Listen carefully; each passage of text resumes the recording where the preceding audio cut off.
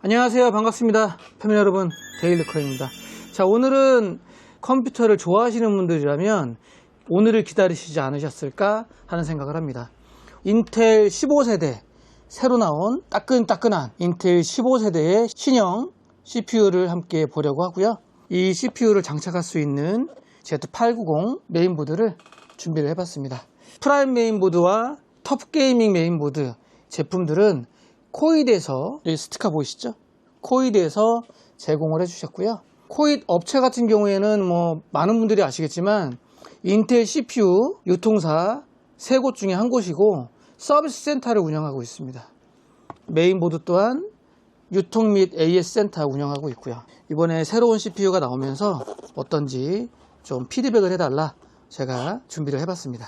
일단 저 같은 경우에는 주가 AS다 보니까 컴퓨터 AS 기사 입장으로 보도록 하고요. 시네배치 점수라든지 온도라든지 이런 것들을 좀 보려고 합니다. 지금 현재 준비된 제품은 예전에 i7 14700K하고 동급인 제품이고요.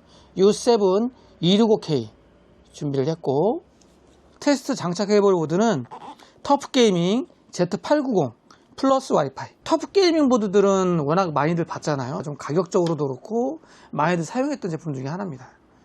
근데 이번에 Z890 칩셋으로 텁게이밍 메인보드가 나온 거예요. U7 265K 장착을 해서 돌려보도록 하겠습니다. 일단 CPU부터 생김새가 좀 달라졌거든요. 간략하게 좀 보고, 그리고 보드 안내도 잠시 하고 진행을 해보도록 할게요. 자, CPU 포장 상태부터 좀 보도록 하겠습니다. 박스 사이즈는 동일하고요. 예전에는 파란색 계열의 박스 포장이었고, 이번에 새로 나온 15세대부터는 검정색 위주로 박스 포장 색깔이 변경되었습니다. 제 개인적인 생각에서는 기존보다는 좀 더 깔끔해졌다, 조금 더 고급스러워졌다, 이런 느낌이 좀 듭니다. 자, 이번 명칭은 울트라라 그래가지고요, 네임명이 바뀌었습니다. 울트라코어 U7 이런 식으로 명칭을 얘기하고요. 밑에 보면 시리즈가 2입니다. 두 번째 시리즈인데 첫 번째 시리즈는 모바일에서 먼저 출시가 됐습니다. 시리즈 1은 모바일로 가고 시리즈 2는 데스크탑 PC로 사용을 합니다. 네임명은 265K, 소켓은 LGA 1851. 그래서 우리가 예전에는 인텔 i7 14700K 라고 했지만 이제 앞으로 U7 265K 라고 얘기를 합니다. 자, CPU를 지금 제가 꺼내봤고요.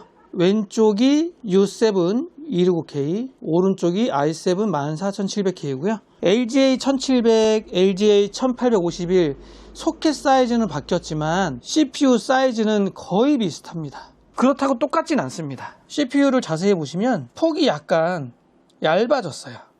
14700K보다 265K가 좀 더 얇죠. 좀 얄쌉해졌습니다. 높이는 똑같고요. CPU가 좀 얇아졌다 라고 보시면 될 것 같습니다. 근데 뒤에를 보니까 확실히 좀 더 길어졌다, 얇아졌다라는 걸 느낄 수가 있겠네요. 눈에 더 잘 띄는데요. 현재 제가 준비한 U7 265K 스펙을 좀 보면 코어 같은 경우에 20코어 20스레드입니다.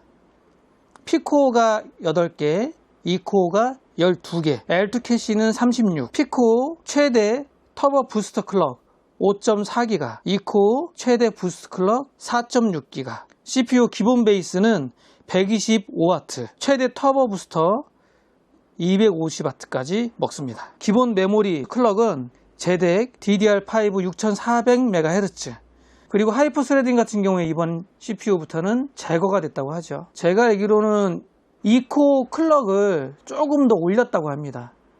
기존 세대보다 E코어 클럭을 좀 더 올리고 그 대신에 약간 바란스를 맞추기 위해서 P코어를 조금 내리고 그런 식으로 세팅을 했다고 하더라고요. 그래서 그런지 작업 성능에서는 좀 향상된 모습을 보인다. 그리고 발열을 최대한 낮췄다. 이런 얘기도 합니다. 잠시 후에 한번 제가 시네벤치 돌려보긴 할 텐데 온도는 좀 많이 낮아졌다는 그런 소문이 있긴 하죠. 자, 이번에는 메인보드 잠시 소개 좀 해드리고 작업 진행하도록 하겠습니다.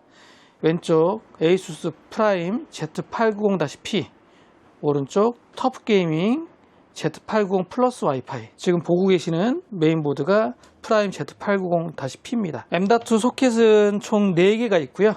그 중에서 첫 번째 위에만 히트싱크 M.2 방열판 설치가 되어 있고, 나머지 3개는 방열판이 없네요.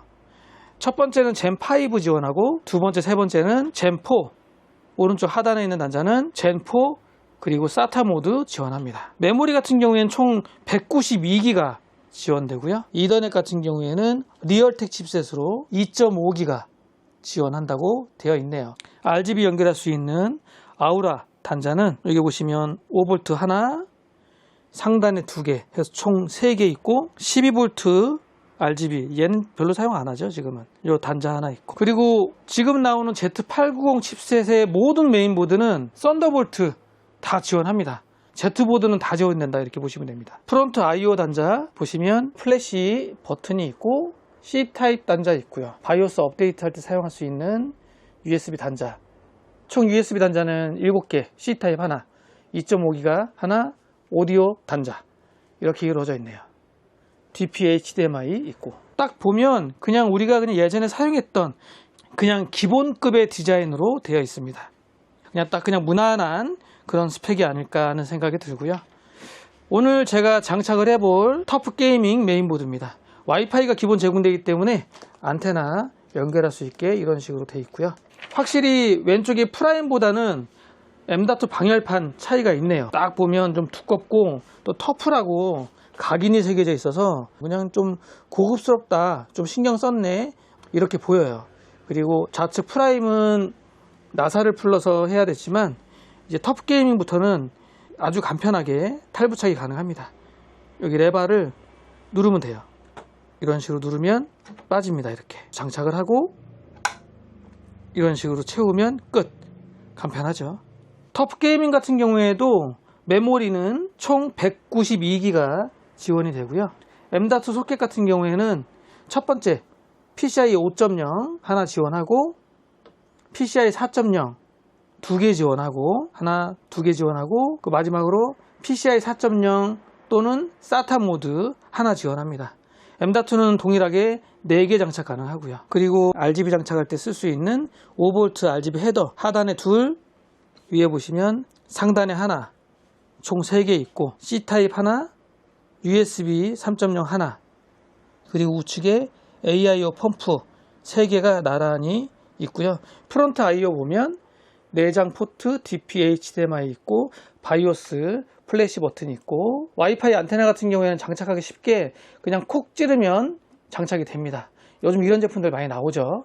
좀 더 편하고 간편하게 되어 있어요. 와이파이 7 지원하고요. 와이파이 7 같은 경우에 사용을 하려면 OS는 윈도우 11 설치하셔야 됩니다. 윈도우 10 설치하시면 와이파이 7 작동이 안 돼요. 그래서 이 와이파이 7 작동을 하려면 꼭 윈도우는 11로 설치하셔야 된다. 참고하시고요. 광단자도 있네요. 썬더볼트 연결할 수 있는 C타입 2개 있고, 옆에 DP라고 적혀 있죠. 디스플레이 영상도 내보낼 수 있는 단자입니다. 그리고 터프 게이밍 같은 경우에 그래픽카드 장착을 하고 탈부착을 좀 쉽게 할 수 있게 버튼식으로 되어 있는데, 얘는 좀 특이해요. 버튼을 이렇게 누르잖아요. 그럼 플라스틱이 통째로 올라갔다 내려갔다 합니다. 편하죠. 딱 직관적으로 그냥 그래픽카드 탈거할 때 이렇게 하면 빠지겠네? 라고 느낄 수 있게 만들어 놓은 것 같아요. 좀 탈부착할 때 쉽겠죠? 이러한 기능이 포함되어 있습니다. 그리고 두 모델 다 그래픽카드 소켓 좀 튼튼하게 할 수 있게 스틸로 다 이렇게 이루어져 있고요. 전원부 히트싱크는 좀 튼튼하게 되어 있습니다. 딱 봐도 괜찮네, 이런 생각이 들 수 있을 정도로 잘 만들어진 것 같아요. 터프 게이밍도 이제 조금 Z보드로 상급으로 좀 올라온 것 같아요. 그와 더불어 가격이 조금 올라가지 않았을까 하는 생각이 들고, 개인적으로 가격을 좀 예상을 해본다면 프라임 Z890 보드 같은 경우에는 30만원 후반 정도 되지 않을까? 제 개인적인 생각입니다. 그리고 터프 게이밍은 40만원 초중반 나오지 않을까? 가격이 좀 만만치 않은, 제 생각으로는 Z890 보드들이 대체적으로 좀 가격이 좀 나갈 거예요. 자, 이렇게 해서 메인보드 각 두 종류 소개를 좀 해드렸고요. 저는 바로 U7 265K CPU 장착을 해서 한번 플레이를 해보도록 하겠습니다. 자, 그리고 CPU 장착하기에 앞서 중요한 두 가지 더 안내를 해드릴게요. Z890 메인보드 소켓 바뀌었다고 말씀드렸잖아요. 하지만 브라켓 사이즈는 동일합니다. 고로 이 홀 있죠? 백플레이트 브라켓을 달 수 있는 이 홀 네 군데 사이즈는 동일합니다. 그래서 기존 순행 또는 기존 공냉 장착을 할 수가 있고요. 또 하나 안내해 드리는 건 핫스팟 위치가 좀 변경됐다 그래요. 그러니까 무슨 얘기냐면 이 CPU 작동을 할 때 가장 뜨거운 곳, 가장 열이 많이 나는 곳, 그 핫스팟 자리가 예전에는 이렇게 정가운데였어요. 이 정가운데에서 발열이 제일 심했는데 울트라코어 신제품들은 약간 핫스팟 위치가 이동됐습니다. 약간 한시 방향으로 약간 이렇게 위쪽으로 이동이 됐어요. 그래서 예전에는 여기가 제일 뜨거웠다면 지금은 이쪽 부분, 여기가 제일 뜨겁습니다. 생각을 해보면 브라켓 사이즈는 같아졌으나 핫스팟 위치가 약간 변경됐기 때문에 순행 쿨러 업체들이 여기에 맞게끔 헤더 위치를 약간 위쪽으로 한시 방향으로 약간 올리지 않을까? 그래서 이제 브라켓들이 새로 나오지 않을까? 순행 헤더에 연결할 수 있는 브라켓들이 새로 좀 변경되지 않을까? 뭐 이런 생각을 합니다. 특히 이제 MSI 같은 경우에는 i360이라는 순행이 있는데 걔는 벌써 브라켓이 변경됐어요. i360에는 이제 포함돼서 준다고 하니까 좀 변경될 거로 보입니다. 뭐 저도 뭐 정확히 잘 알지는 못하지만 예전에는 피코어, 이코어가 따로따로 분리가 돼 있었다면 지금은 피코어, 이코어, 피코어, 이코어 이런 식으로 해서 피코어, 이코어가 섞여 있다 그래요. 그러면서 온도, 핫스팟 자리가 좀 변경됐다 뭐 이런 얘기들을 하더라고요. 자, 그러면 저는 장착 마저 하고 플레이를 해볼게요. 자, 바로 테스트 진행해 보도록 하겠습니다. 일단 공냉으로 쿨러를 달아놨고요. 많은 분들이 미리 정보를 좀 들어보셨는지 모르겠지만 265K 같은 경우에 그러니까 예전 모델로 i7입니다. 265K 같은 경우에 듀얼 공냉으로 커버 가능하다 이런 루머들이 좀 많이 퍼졌었거든요. 그래서 일단 공냉으로 장착을 해서 함께 보려고 하고요. CPU 써멀은 국산 AMAC 써멀 도포를 했습니다. 메모리는 클레브 5600MHz 16기가 2개 장착을 했고요. 파워 서플라이는 마이크로닉스 800W 장착을 했습니다. 바이오스는 최신 버전으로 업데이트했고 버전은 0608 버전이고요. 날짜는 2024년 9월 27일자 바이오스입니다. CPU 울트라 7 265K 바이오스 업데이트하고 특별한 설정 없었고요. 가장 기본적인 디폴트 값이고 바이오스 UI는 예전하고 동일하네요. 비슷하고 폰트만 좀 바뀐 것 같아요. 폰트가 좀 더 깔끔해진 것 같고 AI 트위커에 가면 퍼포먼스 인텔 디폴트 세팅이라고 되어 있죠. 여기 두 가지가 나오는데 하나는 에이서스 어드밴티드 OC 프로파일, 얘는 아마 전력 제한을 최대로 푼 걸 거예요. 얘는 인텔에서 권장하는 수치값이고 인텔 디폴트 세팅으로 하시는 게 좋고요. 인텔 디폴트 세팅 같은 경우에는 PL1, PL2 값이 250W로 정해져 있습니다. 인텔 디폴트 세팅으로 해서 테스트 해볼게요. U7 265K CPU 공냉으로 과연 가능할까?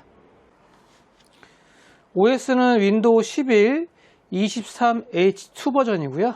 현재 IDC 온도는 약 한 35도, 36도 정도 되고 최대 온도는 49도 정도 됩니다. 자, 그럼 플레이 해보겠습니다. 지금 보면 224W 정도 들어가고 있네요. 온도는 현재 83도. 이렇게만 봤을 때는 기존 세대 14세대의 14700K하고 비교했을 때 확실히 차이가 있죠. 14700K에 공냉 달았으면 온도 자체가 확 올라갔을 거예요. 10분 마저 플레이하고 보도록 하겠습니다.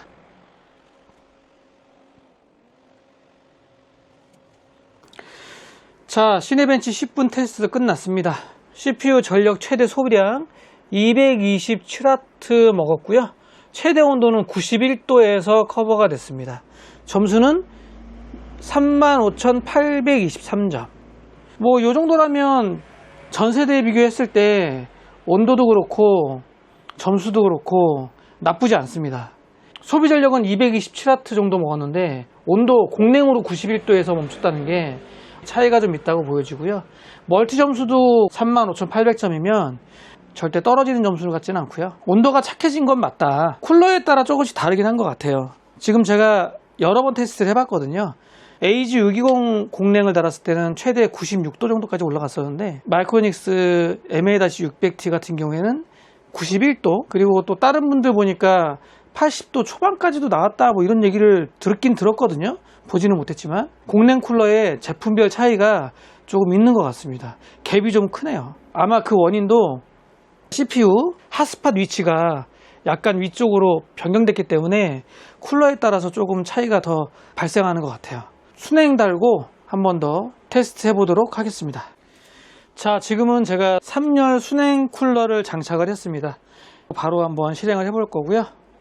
바이오스는 인텔 디폴트 설정이고 진행해 보도록 하겠습니다. 자, 온도 점수 얼마나 변화가 있을지 저도 궁금하기도 하고요. 최대 온도는 조금 낮게 시작을 하긴 하네요. 현재 온도는 76도, 최대 온도는 81도 정도에서 방어를 하고 있습니다. 소비 전력은 219W 정도 먹고 있고요.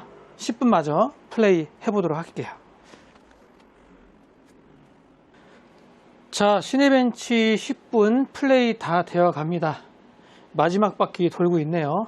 제가 10분 동안 지켜본 결과 순행을 달면 CPU 최대 온도라든지 소비 전력이라든지 이런 거는 뭐 비교할 게 못 된다. U7 265K에 3열 순행 달면 뭐 이건 얘기할 필요도 없다. 뭐 이런 생각이 드네요. 제가 지금 테스트하는 순행이 그렇게 막 아주 좋은 순행은 아니기 때문에 거의 10분 다 될 동안 81도에서 하나씩 올라갔었거든요. 최대 온도가 81도였다가 1도 올라가서 마지막 최대 온도 84도에서 마무리했고요. CPU 전체 소비 전력은 222W에서 마무리했습니다. 근데 이제 아이러니하게 공랭을 다나 순행을 다나 멀티 점수는 크게 차이가 없어요. 듀얼 공랭일 때 35,823점이었고 3열 순행을 다니까 35,934점입니다. 그러면 약 한 110점 정도 차이가 있네요. 그러니까 점수 차이는 크게 안 난다. 하지만 온도 그리고 소비 전력도 약간 떨어지죠. 222W니까 소비 전력도 약간 떨어지면서 온도 차이는 좀 난다. 공랭일 때 91도에서 마무리했는데 순행일 때 84도에서 마무리하니까 한 7도 정도에서 차이가 난다. 멀티 점수는 크게 차이가 안 난다. 이번 15세대 CPU U7 265K를 장착해서 시네벤치를 돌렸을 때의 모습입니다. 그러면 또 사용자분들이 인텔 기본 디폴트 값이 되어 있으니까 전력 제한을 풀고 돌리면 어떨까 궁금하실 수도 있는데 전력 제한을 풀어도 똑같습니다. 왜냐하면 인텔 디폴트 값이 250W 잡혀 있거든요. 근데 실제 들어가는 건 222W 밖에 안 들어가기 때문에 전력 제한 풀고 이런 거는 전혀 해당 사항이 없다. 전력 제한을 푸나 안 푸나 지금하고 똑같을 거예요. 아까 바이오스에서 인텔 디폴트 값이 있었고 에이서스 OC 값이 있었잖아요. 퍼포먼스 OC. 걔를 바꾸면 좀 나아지려나? 그거 한 번 더 돌려보고 마무리하도록 하겠습니다. 확실히 온도는 전 세대 14700K 비교했을 때 좋아지긴 한 것 같아요. 점수도 그렇고 거의 뭐 35,000점에서 계속 왔다 갔다 하거든요. 14700K는 CPU 온도도 꽤 높았고 순행은 무조건 써야 됐고 90도 넘어가고 그리고 멀티 점수가 34,000 내외였기 때문에 그거에 반면 많이 좋아졌다 생각이 듭니다. 일단 제가 AI 트위커에서 여기 인텔 디폴트 세팅을 ASUS 어드밴티드 OC 프로파일 이걸로 한번 바꿔볼게요. 이걸로 바꾸면은 뭐가 또 막 메시지가 뜨죠. 볼테이지라든지 프리퀀시 뭐 이런 것들이 좀 바뀌는 것 같아요. 쉽게 얘기해서 오버클럭 하는 거죠. 에이서스에서 설정되어 있는 오버클럭으로 해서 돌려보겠습니다. 어떠한 변화가 있는지. 자, 플레이를 시작했고요. 여기 보시면 전력 제한 값이 바뀌었죠. 4095 전력 제한을 완전히 풀어놓은 거예요. 소비 전력은 조금 더 먹네요. 아까 220W였는데 지금 231W, 한 10W 정도 더 먹고 있고요. 온도는 81도, 10분 마저 플레이하고 보겠습니다. 자, 이제 거의 끝났습니다. 10분 다 돼가고요. 마지막 한 바퀴 남았습니다. 일단 보면 확실히 OC 오버클럭 올려서 그런지 전력 소모량이 조금 더 늘었어요. 234W로 조금 늘었고 이제 끝났네요. 온도는 동반 올라갔습니다. 전력이 올라가니까 온도도 올라가겠죠. 온도 최대 87도, 88도 조금 더 올라갔네요. 근데 아이러니하게 멀티 점수는 내려왔습니다. 35,862점이니까 인텔 베이스라인보다 한 100점 정도 떨어졌습니다. 오버클럭을 했으면 점수가 올라가야겠죠. 사실 점수, 성능을 올리기 위해서 오버클럭을 하는 건데 실제로 해보니까 그렇지 않다. 자, 제가 인텔 베이스라인 기준으로 공랭도 달아보고 순행 달아보고 OC로 올려보고 다 해봤을 때 딱 그런 것 같아요. 인텔 디폴트 값으로 사용하시는 게 맞는 것 같고요. 그리고 공랭을 다나 순행을 다나 멀티 점수는 비슷하다. CPU를 그렇게 막 갈구거나 최대 부하로 돌려가면서 사용하지 않으면 아까 공랭 91도였죠. 최대 온도. 공랭을 달고 쓰셔도 뭐 어느 정도는 괜찮겠다. 하지만 좀 더 CPU 부하를 많이 주면서 장시간 동안 사용한다면 순행 쓰는 것도 괜찮다. 딱 경계인 것 같아요. 공랭과 순행 사이의 경계. 사실 전 세대 14세대 같은 경우에는 공랭 쓰면 안 됐거든요. 무조건 순행 쿨러 쓰셔야 되는데 이번 15세대 U7 265K 같은 경우에는 공랭을 쓰셔도 된다. 선택의 폭이 넓어졌다 이렇게 볼 수 있을 것 같습니다. 전력 소비량도 약간은 내려갔고 거기에 비해 온도는 좀 많이 착해졌고요. 14700K에 비했을 때 좋아졌다라고 볼 수가 있을 것 같아요. 제가 컴퓨터 기사 입장으로 공랭 달고 순행 달고 했을 때 마지막 최종 선택은 사용자분께서 하시면 될 것 같습니다. 나 크게 CPU 부하 주는 거 없어 그러면 공랭 달아도 80도 중후반 작동이 될 것 같고 앞으로 또 계속 바이오스 업데이트 수정되면서 뭔가 좀 더 좋아지지 않을까 하는 생각도 들긴 합니다. 바이오스에 설정되어 있는 OC 퍼포먼스 프로파일 설정은 안 하는 게 낫다. 오히려 점수가 떨어진다. 인텔 디폴트 값으로 쓰는 게 제일 좋다. 그리고 또 많은 분들이 이제 게임 성능 여쭤보실 수 있는데 저는 이제 컴퓨터 기사 입장으로 이 정도 봤고요. 게임 성능은 또 전문가분들이 따로 있으니까 그 유튜버분들 참고하시면 될 것 같고 제가 들은 오피셜 얘기로는 솔직히 전 세대 CPU 대비 게임 성능은 그리 좋지 않다.